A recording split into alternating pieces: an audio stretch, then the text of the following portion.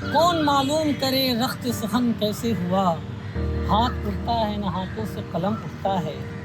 ایسی حالت ہے کہ کمیاب خیالی سے میرا روز ایک بار تخیل کا بھرم اٹھتا ہے۔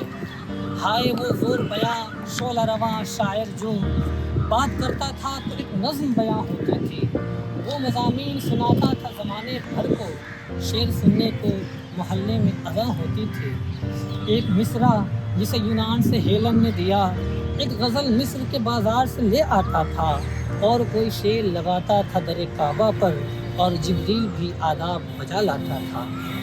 جانے وہ کون سے آفس میں لگا ہے کہ اب آہ بھی وزن میں پوری ہی نہیں آتی ہے، لکھنے لگتا ہے تو اردو کی روایت کی قسم باس لفظوں کے لبادے سے نہیں جاتی ہے کوئی یار مجھے پھر سے بچانے والا، کتنی راتوں سے میں گھر سے نہیں نکلا ہوں، چائے خانے پہ کوئی رات نہیں گزری میری، کیسے دکھوں گا میں اب جو اتنا سمٹ بیٹھا ہوں۔